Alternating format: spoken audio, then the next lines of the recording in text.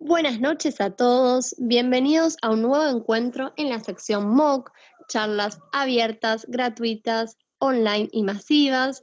Hoy tenemos con nosotros a la doctora Estela Molina, quien es la directora del posgrado próximo a comenzar sobre ecografía. Doctora, cuando quiera puede comenzar. Muchísimas gracias. Bueno, buenas noches y gracias a todos por la presencia, por participar de esta clase que les voy a dar sobre ecografía del tracto urinario de los gatos. En principio, bueno, sabemos que la ecografía con el correr del tiempo cada vez se está como multiplicando más, es de uso más común. Algunos inclusive especulan que va a ser como en el futuro como un estetoscopio, ¿no es verdad? Algo que va a ser muy accesible. Entonces, cada vez toma más importancia tener, aunque sea un conocimiento básico de ecografía. Y las enfermedades del tracto urinario de los gatos, bueno, ni hablar, ¿no? Para el que hace clínica sabemos que son cada vez más frecuentes y bueno, por eso de ahí el pensar en decir, ¿hasta qué punto o qué es lo que a mí me puede ofrecer la ecografía en el tracto urinario de los gatos? Y vamos a ver que tiene mucha diversidad con respecto a lo que ocurre, por ejemplo, en el caso del perro.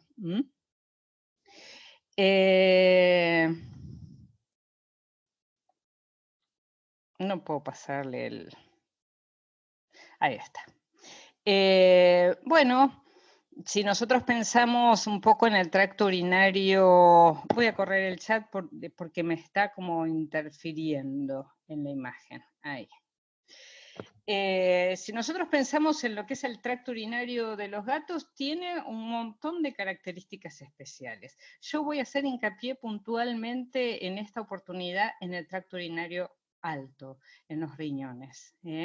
Y los gatos tienen una particularidad, tienen varias particularidades, pero lo que importa desde el punto de vista ecográfico es, por un lado, la prevalencia. Nosotros sabemos que los gatos, se dice que 3 de cada 10 gatos van a tener una enfermedad renal a lo largo de su vida, a diferencia del perro, que se dice que 1 de cada 10 perros van a tener una enfermedad del tracto urinario, o sea, renal puntualmente. Entonces, una mayor prevalencia como especie, no se sabe exactamente cuál es la causa, y si bien hay una manifestación que es común al perro en cuanto a las enfermedades difusas, el gato tiene una manera bastante especial de manifestar determinadas enfermedades renales que se pueden diagnosticar ecográficamente. Y es en lo que yo voy a hacer hincapié en esta clase.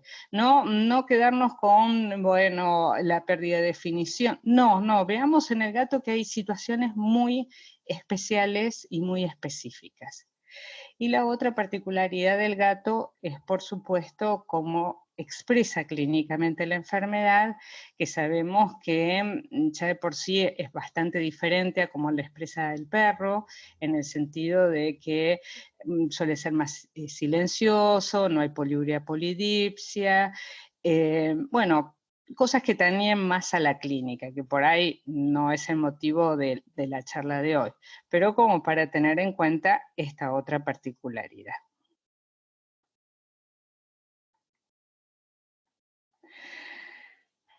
Voy a hablar muy brevemente de lo que es la anatomía del tracto urinario. ¿Por qué? Porque después cuando veamos las imágenes ecográficas, las vamos a tener que ver en relación a lo que es normal, ¿no es verdad? Tenemos que asumir la normalidad como para después identificar las problemáticas, sobre todo en lo que tiene que ver en las imágenes. Si ustedes ven, esto es un esquemita de un riñón que podría corresponder a un gato o a un perro. Anatómicamente, el riñón del gato y del perro son muy similares, salvo que el riñón del gato es un poquito más redondeado, o sea, su forma es un poco distinta, pero su estructura anatómica esencial es la misma. Y vemos que está constituido por esta parte externa, que son es la corteza, y una parte interna que es la médula renal. Si nosotros miramos el uréter, que es, por supuesto, la conexión hacia la vejiga, cuando el uréter llega al riñón, dentro del propio parénquima renal, hace una dilatación, que es la pelvis renal, y a partir de la pelvis salen estos pares de proyecciones que son los recesos o divertículos de la pelvis. Esos recesos o divertículos lo que van a hacer es dividir a la médula en distintas pirámides. Entonces nosotros cuando vemos una imagen ecográfica vamos a ver la corteza, vamos a ver la médula, y la médula la vamos a ver dividida en distintas pirámides cuyo límite van a ser esos divertículos o recesos de la pelvis. ¿Está claro? ¿Hay alguna pregunta?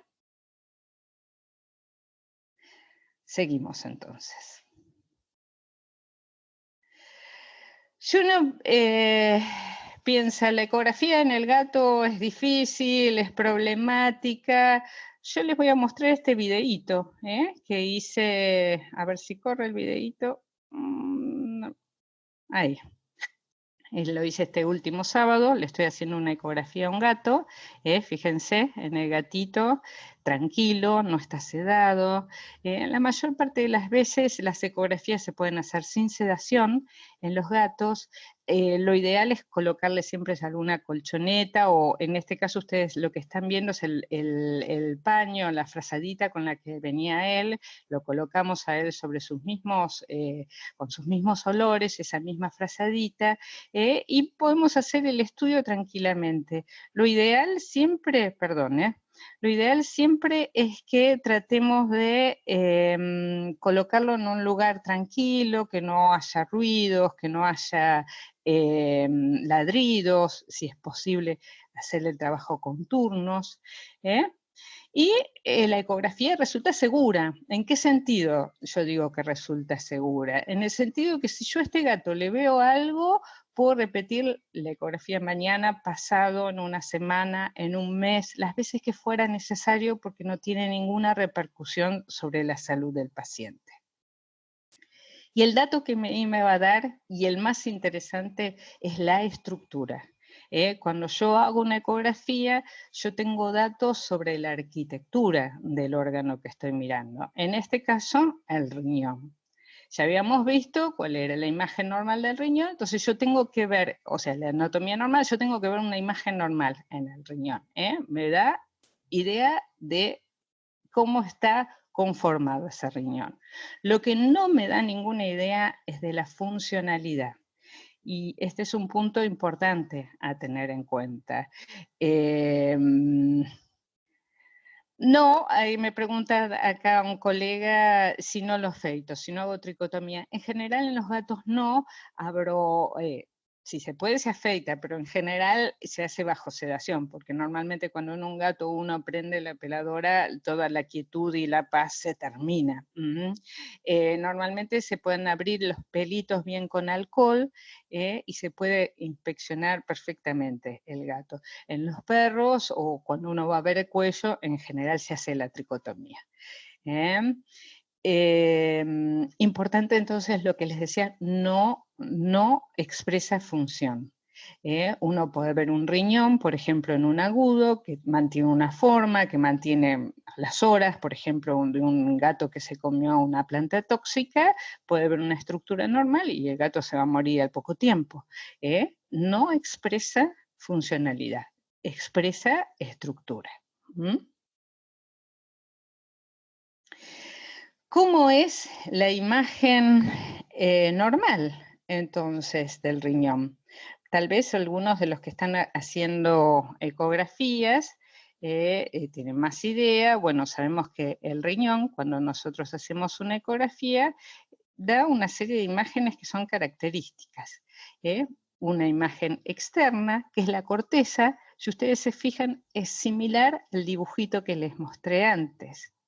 Una imagen interna, que es la médula, y divisiones entre las distintas pirámides medulares, que son los divertículos.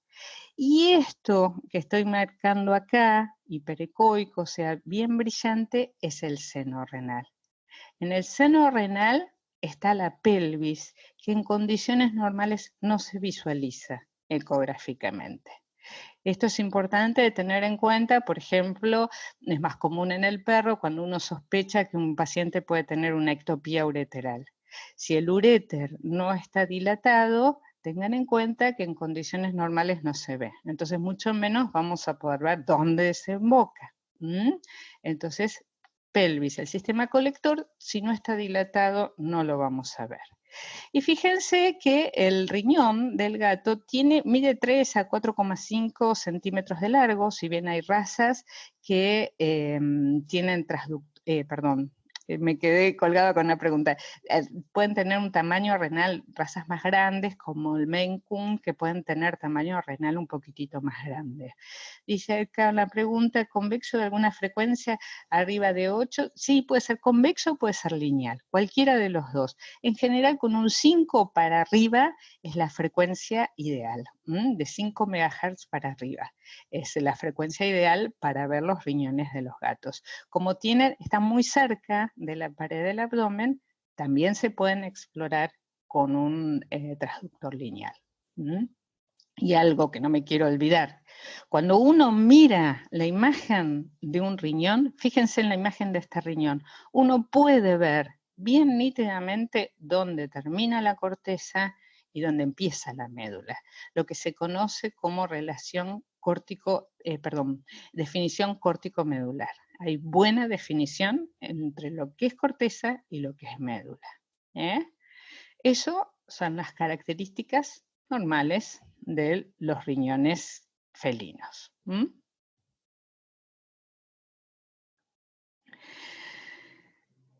Vamos a hablar brevemente de lo que son las enfermedades difusas. Las enfermedades difusas son las que afectan a gran parte de la población canina sobre todo, y la felina también. Serían aquellas enfermedades que involucran a la mayor parte de la masa nefrogénica.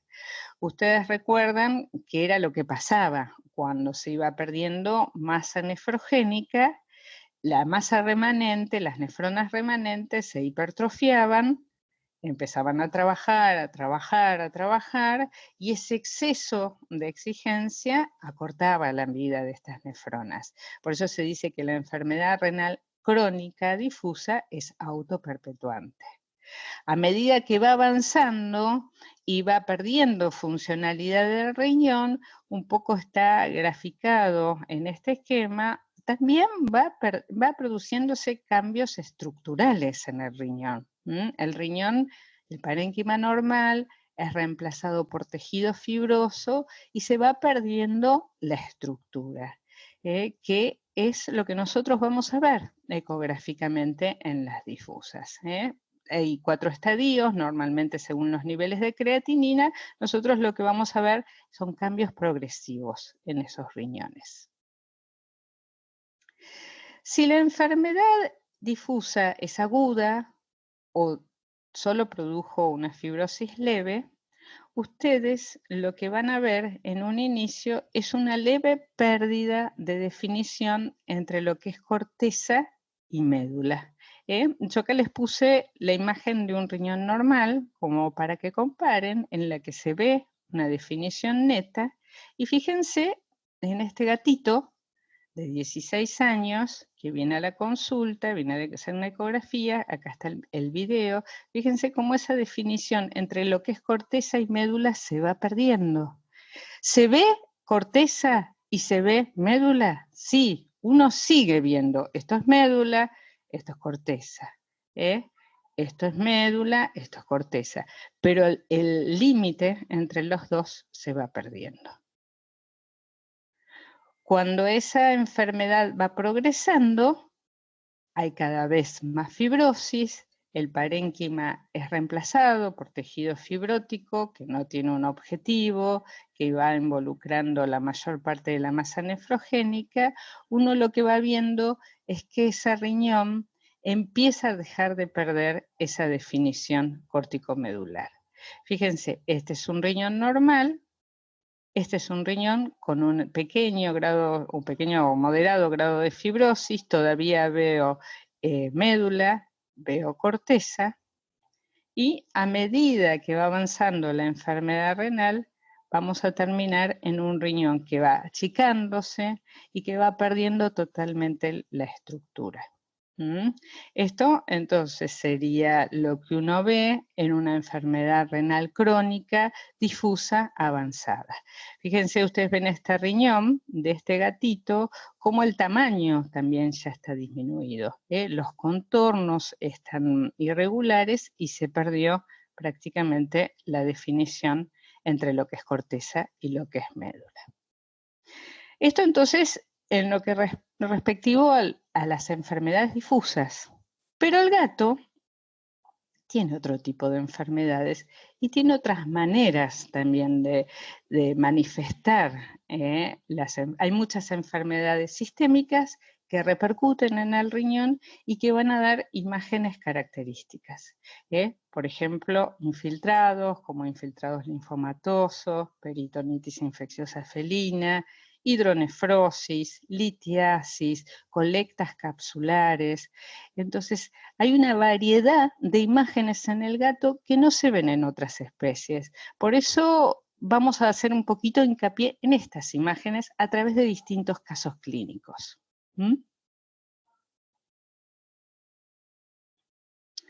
Una situación bastante frecuente cuando uno ve los riñones de los gatos, los riñones de los gatos se pueden palpar, ¿no es verdad? Cuando uno palpa los riñones, en general cuando hay una enfermedad difusa, los va a palpar más chiquititos, más irregulares,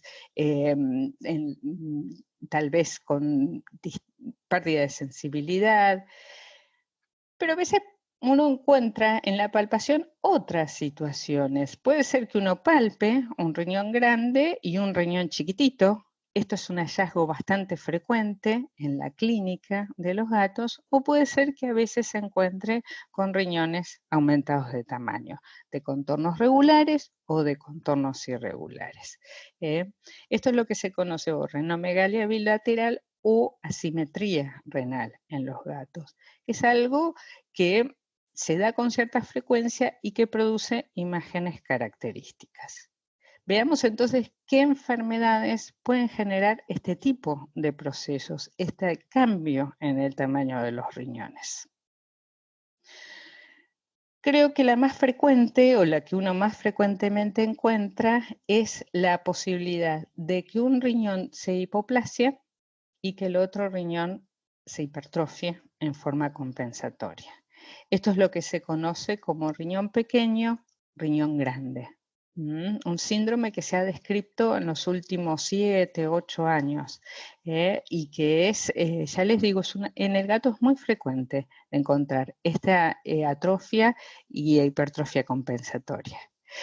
A veces puede ser que uno encuentre un agrandamiento bilateral en los riñones de los gatos, que puede obedecer a muchas causas, desde causas congénitas como la poliquistosis, hasta infiltrados, como el linfoma, como la peritonitis, o dilataciones del sistema colector, o colectas líquidas subcapsulares. Todas estas imágenes, todas estas patologías, perdón, dan imágenes características. Uno en general hace una ecografía y la mayor parte de las veces puede llegar al diagnóstico tan solo con la imagen o valiéndose en algunos casos de una punción con aguja fina o una biopsia cuando uno sospeche que tiene un proceso infiltrativo. Yo les había dicho que una de las imágenes que uno encuentra con mucha frecuencia es ese riñón chiquitito y el otro riñón hipertrófico. Y entonces uno dice, ¿por qué se da esto? ¿Cuál es la situación que puede llevar a que un riñón se atrofie y el otro se hipertrofie?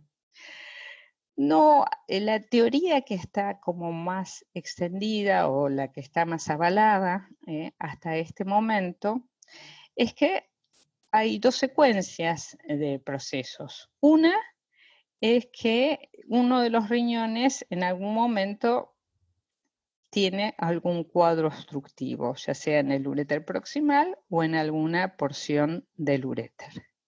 A consecuencia de ese proceso obstructivo, ese riñón se atrofia y el otro va a generar una hipertrofia compensatoria. A veces uno encuentra un riñón hipertrófico normal, o a veces piensen que este riñón está compensando al otro. Hay un 50% de pérdida de la masa nefrogénica, aproximadamente. Entonces, a veces ese riñón uno también encuentra en el que tiene tamaño normal o aumentado algún tipo de cambios.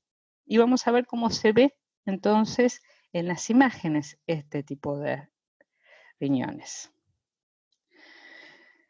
Lo que estamos viendo acá es la ecografía de un siamesito que nosotros venimos viendo desde hace 3, 4 años, cuando hizo su primer cuadro obstructivo en este riñón, en el riñón, esperen que voy a cambiar el lugar del chat, si no, perdón.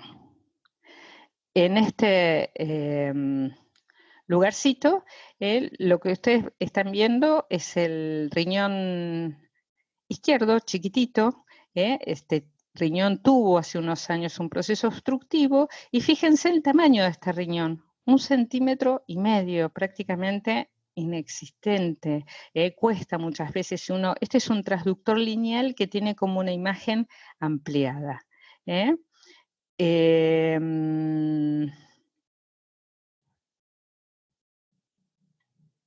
Y en este caso, en este otro riñón, lo que nosotros vemos es un riñón normal de tamaño, fíjense, 3,9 centímetros.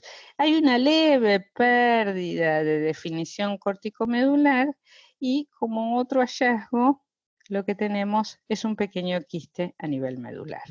Esta imagen, riñón pequeño, riñón grande, es bastante frecuente de encontrar en los gatos. Y recuerden, normalmente este riñón en algún momento tuvo un proceso obstructivo, y esa es la principal causa de ese tipo de problemas. Otra patología que se puede dar en los gatos, que vemos con mucha frecuencia en algunas razas, como los persas, los himalayas, los británicos, los exóticos, es la presencia de poliquistosis. Estas razas pueden ser portadoras del gen de la poliquistosis, que es un gen autosómico dominante, que hace que estos animales nazcan con esta información genética, con estos quistes, que son dilataciones tubulares, que van aumentando en tamaño y en número a lo largo de su vida. Hay gatos que tienen poquitos quistes, hay gatos que están llenos de quistes sus riñones. En general, el diagnóstico se hace con una ecografía. El diagnóstico ecográfico es contundente. Son riñones que a veces, si tienen mucha poliquistosis, uno los palpa como irregulares y aumentados de tamaño. Y la ecografía es un diagnóstico muy preciso en cuanto a la poliquistosis. Uno se puede auxiliar con la determinación del gen por PCR, pero recuerden que la determinación del gen lo que identifica es el portador. La ecografía sigue siendo el diagnóstico preciso en cuanto a la aparición de la poliquistosis. Nosotros estamos viendo acá un riñón, y si ustedes ven todas estas imágenes anecoicas, con un borde regular, que generan lo que se conoce como refuerzo posterior, o sea, en el campo distal a los quistes el tejido se ve más brillante. Esto es lo típico de la poliquistosis. Lo vemos en un videíto. Este es el riñón. A ver, a medida que me voy moviendo con el transductor, van apareciendo distintos quistes. Y si ustedes miran un poquito más hacia adelante, esto es hígado. En el hígado también hay quistes, en este gatito.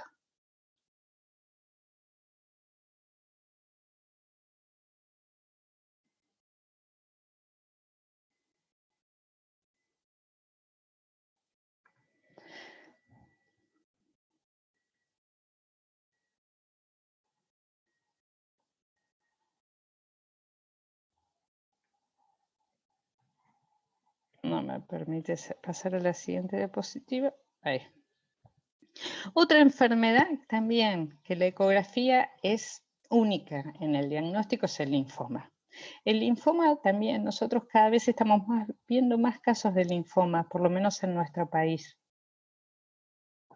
El linfoma es un infiltrado de células neoplásicas, de linfocitos, que se puede dar a nivel del riñón. En el gato, en el perro, el linfoma renal se da como parte del multicéntrico, pero en el caso del gato se puede dar una presentación única en el riñón. Es parte, digamos, la segunda presentación más frecuente del linfoma extranodal, el riñón, sí, el infiltrado renal. Y es el tumor más frecuente en el riñón felino. En general, la bibliografía dice que suele ser bilateral. Desde mi experiencia, siempre he visto que los linfomas renales son bilaterales. La única, digamos, cosa a tener en cuenta es que muchas veces se presenta primero en un riñón y con el correr de los meses aparece en el otro riñón. Pero siempre, por lo menos las veces que he visto linfoma, siempre afectó a los dos riñones. En general, el gato viene con un cuadro renal de azotemia, de vómitos, y lo que va a fundamentalmente llevar a la ecografía es no solo el cuadro renal, sino que también hay renomegalia en estos pacientes. ¿Y por qué hay renomegalia? Bueno, vamos a ver qué es lo que nos encontramos ecográficamente. Fíjense ya el tamaño de estos riñones. Miren este riñón izquierdo, que mide 7,61 centímetros de largo. Recuerden que yo había dicho que normalmente el tamaño normal es hasta 4,5 centímetros, y fíjense en este otro paciente que el tamaño del riñón es enorme, prácticamente es 10 centímetros. Si uno mira con detenimiento estos riñones, uno lo que ve es que los bordes, este riñón mantiene la definición corticomedular, pero los bordes son totalmente irregulares. Decís el dibujito de los bordes como para que les sea más fácil de ver. Y alrededor del riñón, uno ve toda esta zona anecoica, irregular, con áreas ecogénicas, que no es líquido, aparenta ser líquido, pero en realidad es un infiltrado linfomatoso. Fíjense en este otro riñón, también este grandote. Este gato había tenido, en principio, este riñón afectado y el otro parecía normal. La historia es larga, fue a nefrectomía para hacérselas cortas y al mes aparece la misma imagen en el otro riñón. Este también le hice el dibujito de contorno. Fíjense cómo en este riñón hay menos definición entre lo que es corteza, lo que es médula, tiene todavía más aspecto infiltrativo, y este también contenido subcapsular característico del linfoma. ¿Cómo podemos confirmar nuestro presuntivo? Muy fácilmente. Podemos hacer una punción con aguja fina o una biopsia, pero normalmente con una punción con aguja fina alcanza. Se puede punzar tanto la corteza como este contenido linfoideo subcapsular. El principal diferencial del linfoma es esta situación que se da en este gatito. Fíjense, rojo es un gatito de 8 meses de edad que fue adoptado a los 3 meses de edad. Desde esa, perdón, porque salí del chat. Gato persa con pequeños quistes. Sin anestesia, la punción en general se puede hacer con una sedación. No porque le duela al paciente, sino fundamentalmente porque nosotros queremos entrar en un lugar preciso. Si el paciente se mueve y nosotros no podemos dañar con la aguja, y aparte no sabemos con precisión de dónde estamos tomando la muestra. Entonces lo ideal, salvo que el animal esté muy mal, a veces lo he tenido que hacer en animales que están muy, muy mal y no requieren sedación. Si no es esa la situación, un poquitito de sedación como para tener también más precisión a la hora de tomar la muestra. Les decía, bueno, al diferencial este gatito, este gatito ahora tiene 8 meses, lo vengo controlando desde los 3 meses de edad, fue adoptado con varios hermanitos que se fueron muriendo, y este gatito tiene un cuadro inespecífico de hiporexia, diarreas intermitentes, tiene líquido libre que aparece y desaparece, vengo haciéndole hace un montón de estudios, de ecografías, y en este último estudio aparece una renomegalia bilateral. Fíjense la talla del paciente, es un paciente delgadito, y fíjense el tamaño de los riñones. Estos riñones están muy aumentados de tamaño, están los contornos levemente irregulares, ha perdido un poco la definición al riñón. Esto es un infiltrado renal, que justifique, o sea, puede ser una aguda o un infiltrado renal. Y por la historia clínica del paciente no está zotémico, es un infiltrado renal. Fíjense que en este paciente es difícil de ver la imagen para el que no hace ecografía, pero hay un poco de líquido, pero el líquido está rodeando al riñón en el retroperitoneo. Entonces, el diagnóstico de este gatito, si bien no lo podemos confirmar, pero el diagnóstico presuntivo más factible es que sea una peritonitis infecciosa felina, que es la imagen diferencial del linfoma. Entonces, otra infiltrativa que podemos llegar a ver en los gatos. Entonces, fíjense cuántas cosas se ven en los riñones de los gatos, muchísimas cosas, a diferencia de los perros.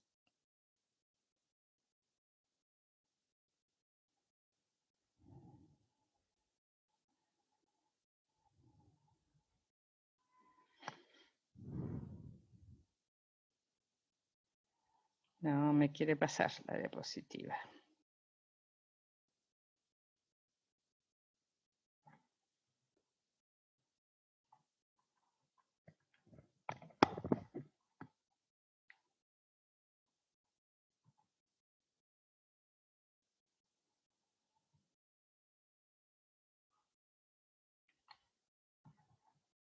Perdón. Y menos frecuente de ver, pero también una posibilidad, son las colectas de líquidos subcapsulares. Hay una patología que muchas veces se ve en los gatos, que es la colecta subcapsular, lo que se conoce como pseudoquiste perinéfrico. Son colectas que no se sabe exactamente cuál es la causa. El líquido que colecta el riñón es un trasudado normalmente, y el riñón queda como agarrado, digamos, por su pedículo en un extremo de lo que es esa colecta, que se va expandiendo y dando esta imagen. Yo siempre digo, cuando veo los pseudoquistes, parece cuando uno va a comprar un pececito a un acuario, como un pez que queda en una bolsa de agua cuando uno se lo lleva.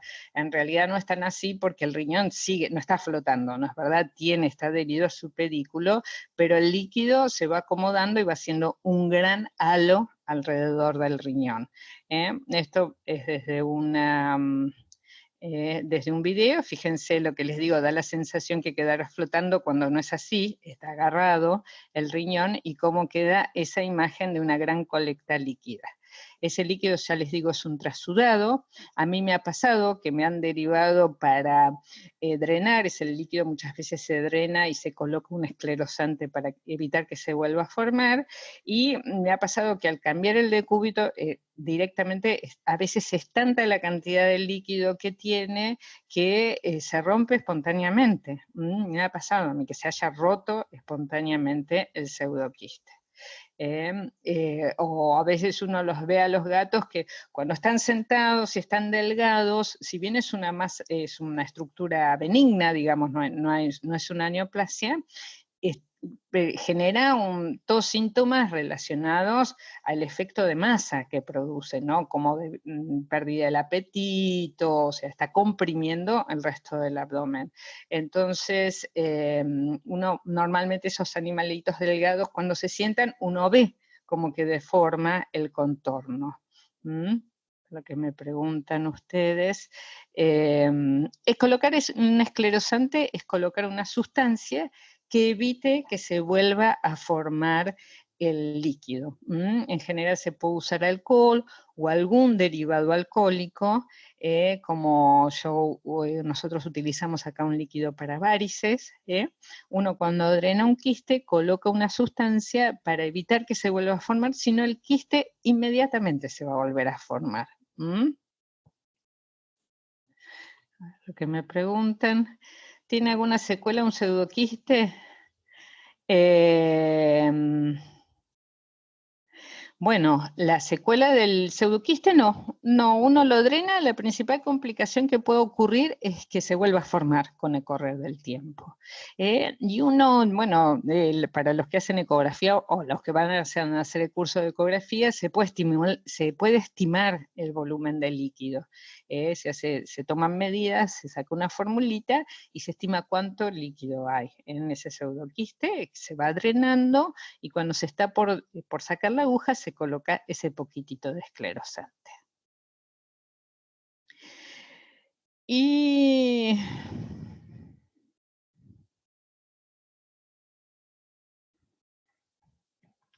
tengo un tema con el pasaje de las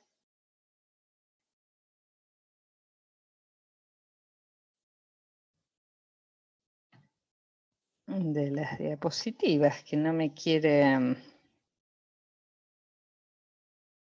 A ver. Ahí. Encontré la vuelta. A ver, acá el chat que me preguntan alguna cantidad respecto al volumen de quiste, y dependiendo del volumen de quiste se pone cierta cantidad de esclerosante. No, en general lo que hay es distintas concentraciones de esclerosante. Cuanto más el contenido líquido hay, mayor es la concentración. Nosotros acá usamos alcoholes que la máxima concentración es al 2%. Si el quiste es de 0,5 al 2. Si tiene un gran volumen, colocamos un 2% del lidocanol. Es el alcohol que nosotros usamos, que es un esclerosante de varices. Y por último, el último caso que les quiero mostrar en esta noche es algo que, desde mi punto de vista, es algo lo más frecuente que estamos viendo en los gatos últimamente, lo que yo le digo la última moda en los gatos, ¿no? Que es el gato de Pepa, el caso de Pepa, perdón. Pepa es una gatita siamesa, también hace un par de años que la vengo controlando.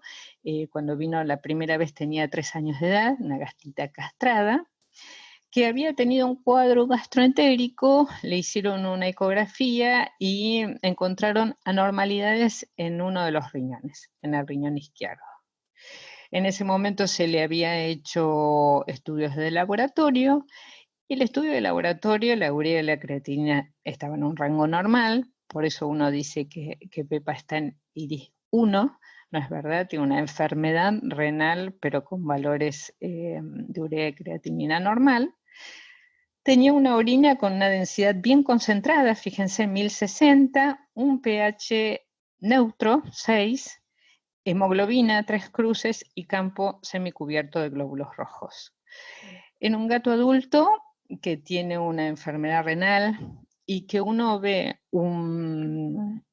y esto lo digo como nefróloga, cuando uno ve estos glóbulos rojos sin glóbulos blancos, uno tiene que pensar que es sangrado.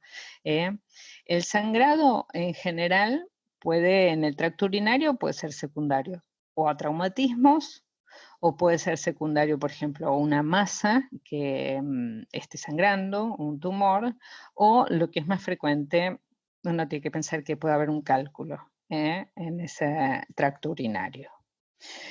Y vemos entonces qué es lo que nos encontramos en la ecografía de Pepa. Cuando miramos el riñón derecho, vemos una estructura normal. Fíjense que tiene un tamaño normal, 3,94 por 2,53, un tamaño normal, tiene buena definición corticomedular, tiene corteza, médula, recesos, esta estructura que se llama cresta renal, o sea, tiene un riñón normal, es el riñón derecho de Pepa. ¿Qué pasa cuando vamos a mirar el riñón izquierdo? Esta imagen por ahí, para el que no hace ecografía, es un poco más compleja, pero les puse este dibujito como para que lo entiendan un poquitito más. Este dibujito es de medicina humana, o sea, anatómicamente tal vez el riñón no corresponde exactamente, pero lo que me interesa, me pareció, digamos, piola, demostrar con este dibujito, es qué es lo que pasa a medida que la vía colectora se va dilatando. A medida que la vía colectora se va dilatando, que la pelvis puntualmente se va dilatando, va comprimiendo la médula y llega a un punto en que, fíjense, la médula desaparece, pasa a ser toda una pelvis dilatada y queda solo un remanente de corteza. Si esa obstrucción sigue, inclusive puede ser que desaparezca ese remanente de corteza y que todo el riñón pase a ser una bolsita de líquido. Volvamos entonces a la imagen que estamos viendo en el riñón izquierdo de Pepa. Fíjense, lo que ustedes están viendo acá es toda la pelvis dilatada. Del riñón hay una imagen anecoica, o sea, con el líquido, redonda, tiene vestigios de tejido renal. Sin embargo, lo que hay acá muy delgadito es un remanente de corteza. Es una hidronefrosis, una dilatación del sistema colector de moderada a severa. ¿A causa de qué? Veamos que nos encontramos cuando exploramos un poquitito más al riñón. Este es el uréter proximal, riñón. Fíjense, lo que estamos viendo acá son imágenes hiperecoicas, que emiten sombra sónica, que a nosotros los ecografistas ya nos dicen que hay un componente mineral. Entonces, esto evidentemente es una litiasis en el uréter, varias litiasis en el uréter proximal.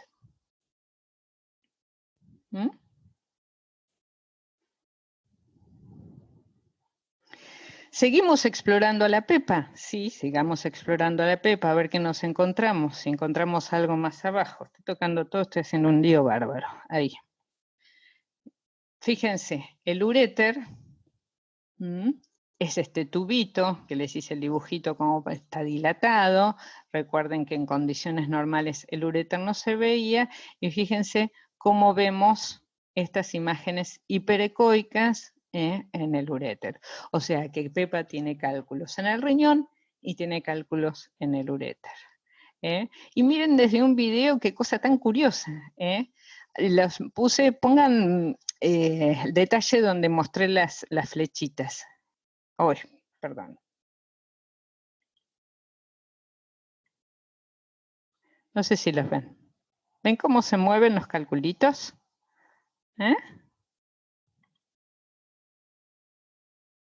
Como que se caen, como que en cada movimiento esos calculitos van cambiando de posición. Entonces, lo que me está diciendo que Pepa tiene una hidronefrosis de moderada a severa, tiene un remanente de corteza y esa hidronefrosis es generada por calculitos. Algo para tener en cuenta cuando uno hace una ecografía. Hermoso, sí. Hermoso. Esos calculitos que se mueven son hermosos. Yo también coincido con que son hermosos. Tengan en cuenta cuando uno hace una ecografía de un gato, sobre todo que uno sospecha que pueda tener cálculos, a veces hay un 20% de los gatos que no dilatan la vía colectora. Entonces, si uno no está dilatado el uréter, obviamente uno no va a poder ver los cálculos. Tengan en cuenta algo que realmente para mí es un dato muy importante, es que el 95% de los cálculos del gato, de los cálculos altos de riñón y uréter, tienen composición de calcio, a diferencia del perro. Y a diferencia de lo que ocurre en el gato en el tracto urinario bajo. Entonces, si nosotros sacamos una placa simple, si tiene una buena preparación, los vamos a ver esos cálculos. Un dato que me parece muy importante, uno no necesita hacer ni un urograma excretor, ni una tomografía, con una buena preparación abdominal, uno saca frente y perfil para saber dónde están ubicados los cálculos y qué riñón es. Y fíjense como en el caso de Pepa, estamos viendo el riñón derecho aparentemente normal, el riñón izquierdo vemos un cálculo en el riñón y vemos por lo menos un cálculo en el uréter. Y si vamos al lateral, fíjense que se ven 2 cálculos también bien netos. No es el caso de Pepa la buena preparación abdominal, fíjense, estaba lleno el colon de materia fecal, pero igual se pudo ver, como para tenerlo en cuenta. No es verdad de que en estos casos en que uno sospecha que algo muy frecuente, es lo que les decía antes, la moda de los gatos ahora, vaya a saber por qué razón, es hacer cálculos altos. Y son, sobre todo en los siameses, en los animales añosos, inclusive la bibliografía habla de que hay algunos de estos animales que hacen cálculos que tienen hipercalcemias idiopáticas, y a consecuencia de esa hipercalcemia hacen cálculos. No todos los que hacen cálculos son hipercalcémicos. Y la ecografía tiene entonces un rol importantísimo, inclusive en el seguimiento, porque si uno quisiera hacer un tratamiento médico, si uno ve los cálculos, puede con el correr de los días ver si esos cálculos se van movilizando a lo largo del uréter.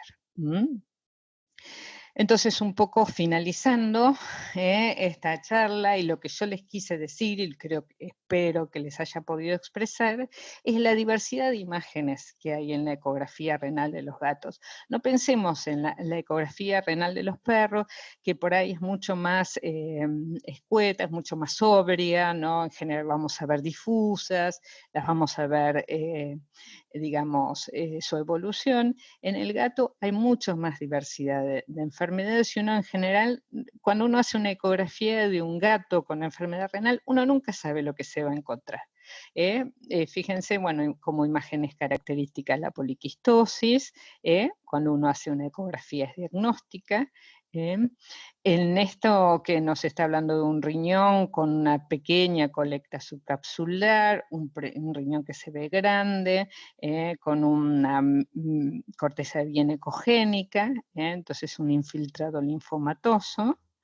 Pensemos en las colectas subcapsulares, yo les conté del pseudoquiste perinéfrico, pero también puede haber, por ejemplo, si ustedes tienen un cálculo y una pequeña lesión en la vía colectora, a veces puede ser que ese líquido que uno colecte alrededor del riñón sea, por ejemplo, orina, y en ese caso la ecografía brinda el beneficio extra de poder tomar una muestra y mandar a analizar para realmente corroborar si es orina o no. Y piensen en las litiasis. En los gatos las litiasis es muy frecuente. Búsquenla, traten de usar siempre transductores de alta frecuencia, porque es un hallazgo de relativa frecuencia. Entonces piensen, cuando uno hace una ecografía renal en un gato, a veces ayuda a definir etiologías, definir diagnósticos, definir tratamientos. Obviamente yo no voy a tratar igual un linfoma que un pseudoquiste, que una litiasis. Es totalmente, se me abren panoramas distintos desde el punto de vista terapéutico y desde el punto de vista pronóstico también.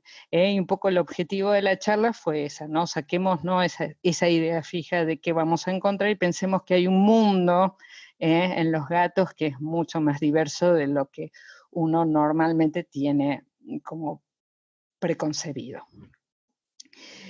No sé si hay alguna pregunta. Les quería aprovechar este ratito que les robo a todos ustedes para contarles y me traje como un pequeño machete, que no encuentro por supuesto, que en pocos días, que el 25 de julio, inicia el posgrado de ecografía. A ver acá, ¿qué me dicen los chicos? Gracias, muchas gracias. Muchas gracias, Magali. Empieza el posgrado de ecografía. El 25 de julio, que yo tengo el honor, el compromiso, la responsabilidad de dirigir, o sea, de ser la responsable de este posgrado. Fíjense, les muestro un poco la cantidad de docentes que va a haber, somos 18 docentes, les puedo asegurar que ninguno de los que está puesto en este banner está, digamos, puesto en forma azarosa, todos son excelentes profesionales, desde la doctora Sibeli, que es de Brasil y que es una referente mundial. Ella tiene un montón de trabajos científicos publicados en revistas internacionales, diserta en todo el mundo, hasta los otros colegas de otros países como Elia Salas de Perú, Emilio Fredes de Chile, Daniel Navarrete de Colombia, Erika de México, son excelentes, son referentes todos ellos, y de Argentina tenemos también, realmente para mí, los mejores profesionales como la doctora Elena Dana, que probablemente muchos de ustedes hayan escuchado hablar de ella, es un referente, la doctora Graciela Seo, la doctora Gabriela Pidal, que es la directora del posgrado de ecografía, de la especialidad de ecografía de la UBA, son todos...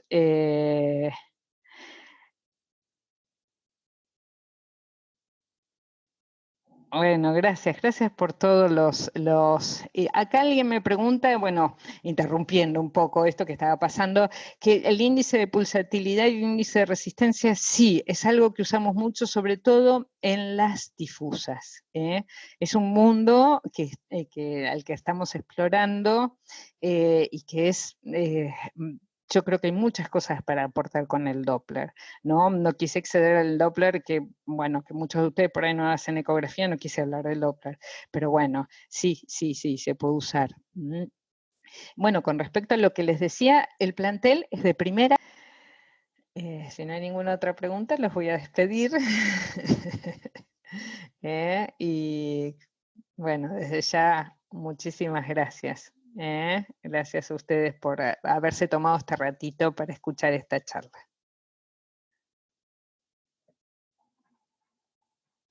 Bueno, muchas gracias a todos, muchas gracias a la doctora Estela Molina y los esperamos el próximo 25 de julio, que es el inicio del posgrado en ecografía.